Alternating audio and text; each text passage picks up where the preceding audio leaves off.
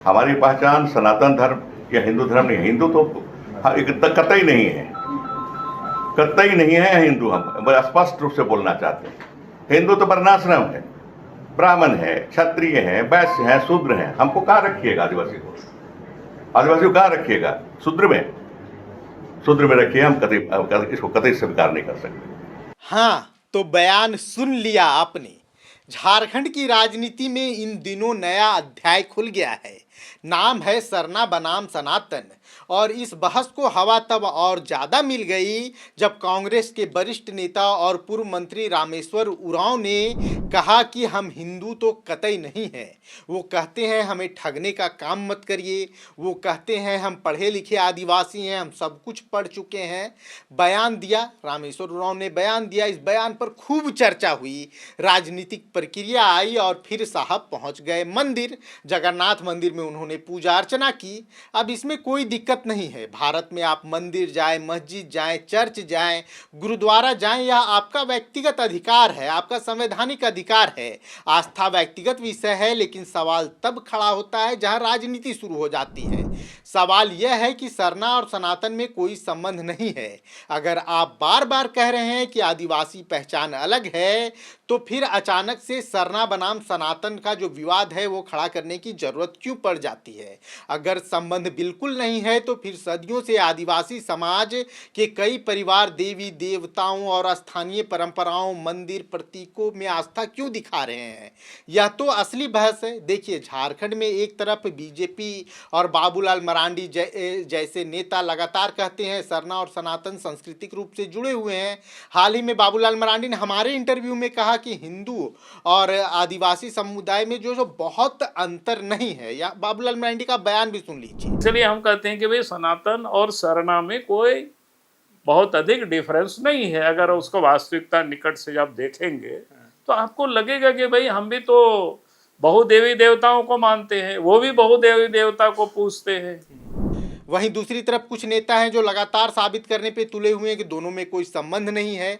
अब यहाँ सबसे बड़ा सवाल है, क्या यह बहस वास्तव में आदिवासी पहचान की है या सिर्फ वोट बैंक की? आखिर चुनावी मुद्दे में सरना क्यों आ जाता है? जनगणना में सरना सनातन जैसे विवाद क्यों उत्पन्न होते हैं, लेकिन आदिवासी इलाकों में शिक्षा, स्वास्थ्य, पलायन और जमीनी सवाल पीछे छूट जाते हैं?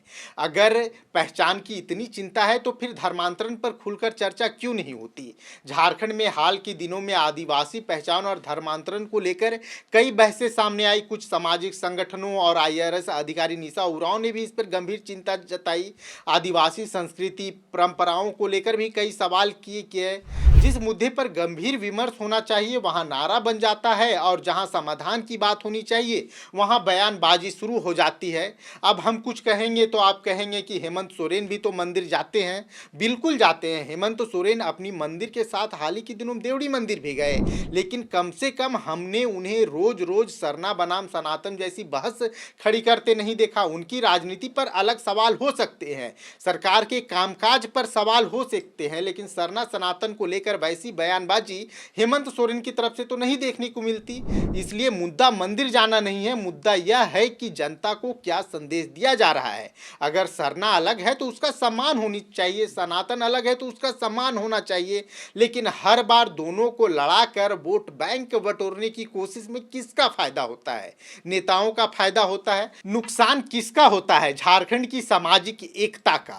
और आखिर में एक बात, आदिवासी समुदाय को किसी प्रमाण पत्र की जरूरत नहीं है। उनकी पहचान हजारों साल पुरानी है, लेकिन पहचान बचाने के नाम पर अगर राजनीति होती है, अगर आपस में लड़ाने की कोशिश होती है, तो हम तो सवाल पूछेंगे, और वही सवाल आज झारखंड भी पूछ रहा है। सरना की चिंता ज़्यादा है या राजनीति की चिंता ज़्यादा है?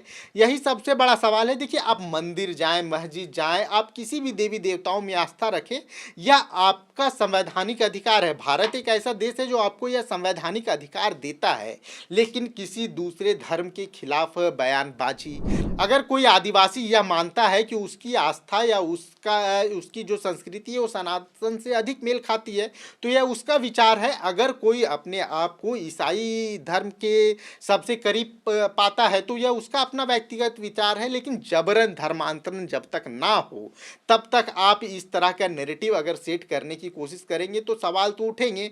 आप आम आदिवासी समुदाय को एक दूसरे के खिलाफ नफरत करना सिखा रहे हैं, सनातन और सरना में मतभेद बता रहे हैं, और खुद अगर आप मंदिर जा रहे हैं तो सवाल तो पूछे जाएंगे ना।